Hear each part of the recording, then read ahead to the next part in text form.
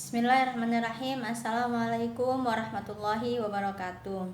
Apa kabar anak-anakku semua kelas 10? Semoga kita semua selalu sehat walafiat dan selalu dalam lindungan Allah Subhanahu wa taala. Nah, Ibu harapkan juga anak-anakku tetap semangat, tetap belajar dengan serius walaupun kita dalam keadaan pandemi COVID-19. Jangan lupa selalu jaga kesehatan ya. Baik anak-anakku semua, alhamdulillah untuk kelas 10 materi fikih kita sudah memasuki bab 3. Nah, materi fikih bab 3 kelas 10 apa itu? Yaitu zakat dan hikmahnya. Ya. Sebelum kita lanjutkan pelajaran kita, mari kita bersama-sama membaca basmalah. Bismillahirrahmanirrahim. Zakat dan hikmahnya. Tujuan pembelajaran dari zakat dan hikmahnya yaitu Ibu harapkan setelah mempelajari tentang ketentuan zakat dan hikmahnya, diharapkan siswa dapat menjelaskan ketentuan zakat dalam Islam dengan baik dan benar, menjelaskan macam-macam zakat dengan baik dan benar, memberikan contoh penerapan zakat sesuai dengan undang-undang dengan baik dan benar, mempraktekkan perhitungan zakat dengan baik dan benar, dan menjelaskan hikmah zakat dengan baik dan benar. Nah, itu ya tujuan pembelajarannya. Peta konsep dari pembelajaran tentang zakat. Zakat itu ada dua ya. Yang pertama yaitu zakat fitrah. Nah, yang kedua yaitu zakat mal.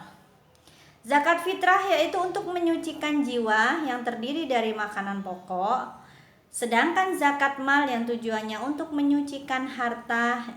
Apa saja zakat mal itu sesuai dengan jenis harta yang sudah ditentukan, dan insya Allah akan kita jelaskan pada bab ini. Ya. Yang pertama, mari kita masuk ke materi wawasan tentang zakat. Pengertian zakat. Zakat adalah kata bahasa Arab dari az-zakah, adalah masdar dari fi'il madhi zakah yang berarti bertambah. Nah, tumbuh dan berkembang. Ia juga bermakna suci. Dengan makna ini Allah berfirman, qad aflaha man zakkaha di surat Asy-Syams ayat 9. Artinya sungguh beruntung orang yang menyucikan hati. Surat Ams ayat 9. Yang kedua apa? Macam-macam zakat. Nah, tadi sudah ada ya di muqaddimahnya. Yang pertama, macam-macam zakat. Yang pertama ada zakat fitrah. Menurut istilah syara adalah zakat yang wajib dikeluarkan oleh setiap muslim setahun sekali berupa makanan pokok sesuai kadar yang telah ditentukan oleh syara. Jadi jumlahnya juga ditentukan, waktunya juga ditentukan, semuanya sudah ditentukan oleh syara. Kemudian adapun syarat-syarat wajib zakat fitrah terdiri atas yang pertama Islam, ya. Kemudian lahir sebelum terbenam matahari pada hari penghabisan bulan Ramadan. Artinya di akhir bulan Ramadan sebelum terbenam matahari dia lahir, maka dia sudah wajib zakat walaupun dia bayi baru lahir. Namun dia lahirnya sebelum terbenam matahari pada hari penghabisan terakhir bulan Ramadan. Kemudian syarat yang ketiga yaitu memiliki kelebihan harta dan keperluan makanan untuk dirinya sendiri dan untuk yang wajib dinafkahinya, baik itu manusia ataupun binatang pada malam hari raya dan siang harinya. Artinya ketika kita tidak memiliki harta yang cukup untuk kita makan atau minum di hari raya, maka kita tidak perlu wajib zakat, bahkan kita wajib dizakati. Oke, karena kita tidak mampu. Yang kedua, macam-macam zakat tadi ya. Yang pertama tadi ada zakat fitrah. Kemudian yang kedua ada zakat. Kemudian yang kedua ada zakat mal. Nih. Apa sih zakat mal itu? Menurut bahasa, mal artinya harta. Ialah segala sesuatu yang diinginkan sekali oleh manusia untuk dimilikinya, memanfaatkan dan menyimpannya. Sedangkan menurut syara yaitu harta atau ialah segala sesuatu yang dimiliki atau dikuasai dan dapat dipergunakan. Itulah pengertian harta. Kemudian harta apa saja sih yang wajib dizakati? Harta benda yang wajib dizakati adalah yang pertama emas dan perak. Nih ya. Seseorang yang punya emas dan perak itu wajib emasnya dizakati. Yaitu gunanya apa? Untuk membersihkan harta itu sendiri. Jenis harta nih ya. Jenis harta yang pertama emas.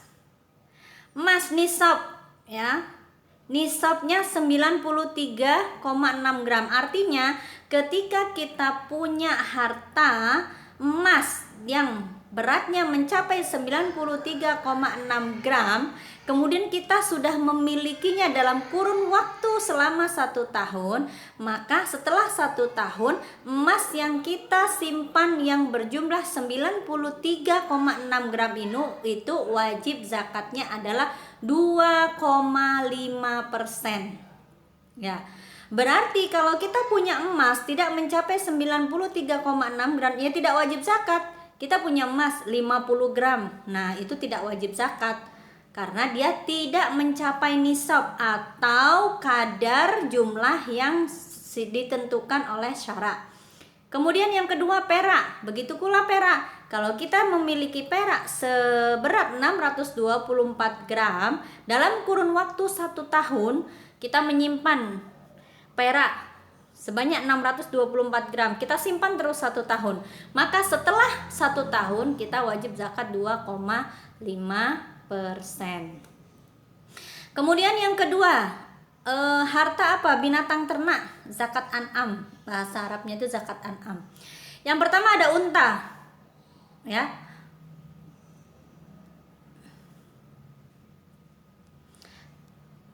Ketika kita memiliki binatang ternak, yang pertama unta, jika kita memiliki unta sebanyak 5 ekor, ini ya syaratnya kita punya hewan-hewan ini dalam kurun waktu 1 tahun semuanya. Kalau belum 1 tahun kita tidak wajib zakat. Dalam 1 tahun itu kita sudah menyimpan unta sebanyak 5 ekor. Maka dalam 1 tahunnya, setelah 1 tahun kita mempunyai 5 ekor unta, itu harus dikeluarkan zakatnya, yaitu 1 ekor kambing yang berumur 2 tahun. Begitu pula jika kita punya unta 25 sampai 34 ekor, kita zakatnya 1 ekor unta. Nah ya, kita punya 45, maka zakatnya 1 ekor unta betina umur 3 tahun. Ya, kita lihat di sini tabelnya. Nah, kemudian jika kita punya sapi atau kerbau, kita punya sama dengan unta. Kalau kita punya sapi antara 40 sampai 49 ekor, maka zakatnya yaitu 1 ekor sapi umur 2 tahun. Selanjutnya, kambing. Kita punya kambing sebanyak 201 atau sampai 300 ekor, maka zakatnya kita adalah 3 ekor kambing atau 3 ekor domba. Ini dia tabelnya ya, kalian bisa lihat dan tulis di bukunya tentang tabel zakat tentang harta-harta yang wajib dizakati. Kemudian yang ketiga ada zakat pertanian. Nih, bertani itu juga ada zakatnya.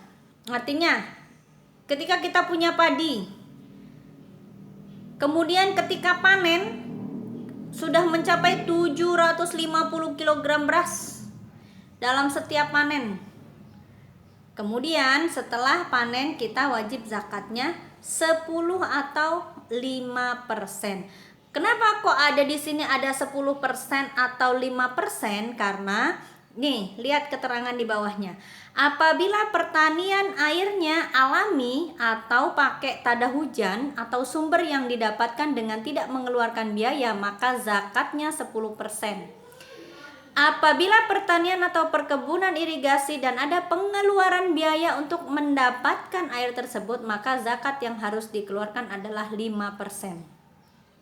Jadi nggak sama. Misal kita sudah panen sayur-sayuran, kemudian nisabnya dia sama ukurannya dengan 750 kg beras, maka wajib zakatnya adalah 10% jika Nah, jika air untuk menyiram sayur-sayuran selama dia berkebun itu hanya dari tada hujan saja, atau dari sumber-sumber lain yang mana dia tidak perlu membeli airnya, tidak perlu membeli air untuk menyiram tanaman tersebut. Tapi zakatnya menjadi 5% jika dia untuk menyiram perkebunannya itu mengeluarkan biaya, yaitu beli misalkan airnya karena di situ kering, maka dia untuk agar panennya subur dia harus membeli air. Jika dia tidak memakai air hujan, maka zakatnya 5%. Misal kita punya kebun karet itu kan tidak perlu ditanam, tidak perlu disiram, itu 10% ya zakatnya. Kemudian selanjutnya zakat profesi atau yang kita kenal sekarang itu adalah gaji ya. Zakat profesi ini ada beberapa, terdiri harta. Yang pertama ada perdagangan ekspor impor. Ya. Ekspor impor. Nisabnya sama, jika dia ukurannya telah menghasilkan sejumlah harga 93,6 gram emas, maka zakatnya 2,5%. Desainer, perumahan, industri, itu semua juga ada zakatnya. Keramik, granit, batik, pendapatan atau gaji, dokter, pertanian, semuanya jika gajinya mencapai dalam 1 tahun terhitung sama dengan 93,6 gram emas, maka dia diwajibkan zakat 2,5% dari gaji atau pendapatan tersebut. Unggas. Nah, panen ya. Untuk ketentuan zakat unggas ini disamakan dengan batas nisab emas, yaitu 93,6 gram. Jika dia mencapai dalam 1 tahun keuntungannya ada 93,6 gram, maka dia harus mengeluarkan zakatnya. Apabila seorang memiliki usaha unggas nih, ya, kita contohkan. Contoh, Pak Irfan memiliki usaha ayam potong 4.000 ekor. Tuh, total ayamnya aja 4.000 ekor. Setiap penjualan memiliki keuntungan rata-rata 2 juta. Dalam 1 tahun dapat menjual sebanyak 8 kali. Jadi total keuntungan dalam 1 tahun yaitu 16 juta. Dari mana dapatnya 16 juta ini? 2 juta. Nih, 2 juta dikali 8. Dalam 1 tahun dia mendapatkan keuntungan 16 juta. Nah, maka zakat yang dikeluarkan adalah 16 juta kali 2,5%. Sama dengan 400.000. Jadi Pak Irfan wajib mengeluarkan zakat 400.000 dalam 1 tahun karena dia mencapai keuntungan 16 juta. Oke. Kemudian barang temuan, dalam bahasa Arabnya yaitu disebut zakat rikas. Yang dimaksud barang temuan atau rikas adalah barang berharga yang terpendam peninggalan orang-orang terdahulu. Adapun jumlah nisabnya atau kadarnya ya, jika seharga emas 93,6 gram. Nah, kadang kan ada pada orang zaman dahulu temuan penemu-penemu ahli penemu itu kadang menemukan barang langka. Misal barangnya itu mencapai 93,6 gram, maka dia sudah wajib zakat. Nih contohnya. Pak Arman menemukan arca mini emas seberat 2 gram, maka zakat yang harus dikeluarkan adalah 200 gram kali 25% adalah 40 gram. Bila yang ditemukan perak, maka nisabnya 624 gram dan nilai zakatnya sama dengan emas yaitu 20%. Berarti hitungannya disamakan dengan emas. Oke, baik. Kemudian yang selanjutnya. Oh, ini ketutup ini.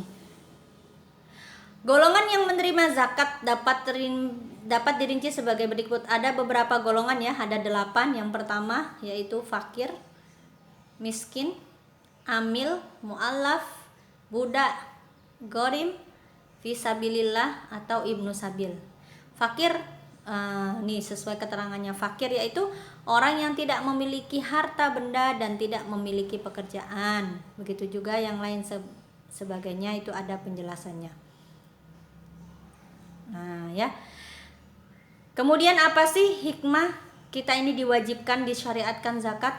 Yang pertama, untuk membersihkan jiwa seorang mukmin dari bahaya yang ditimbulkan dosa dan kesalahan-kesalahan serta dampak buruk di dalam hati. Yang kedua, meringankan beban orang muslim yang memiliki hutang dengan cara menutup hutang serta kewajiban yang mesti ditunaikan dari hutang. Kemudian yang ketiga, menghimpun hati yang bercerai-berai di atas keimanan Islam. Membantu dan menutupi kebutuhan serta kesusahan orang miskin yang terhimpit hutang.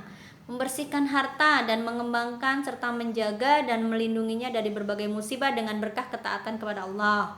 Menegakkan kemaslahatan umum menjadi tiang tegaknya kebahagiaan dalam kehidupan masyarakat. Ya, baik, alhamdulillah anak-anakku sekalian, itu tadi penjelasan dari Ibu tentang zakat dan hikmahnya. Sebelum Ibu tutup, jangan lupa untuk selalu menjaga kejujuran, akhlak, kesehatan iman dan kesehatan imun tubuh. Mari kita tutup dengan bacaan hamdalah bersama-sama. Alhamdulillahirabbil alamin. Assalamualaikum warahmatullahi wabarakatuh.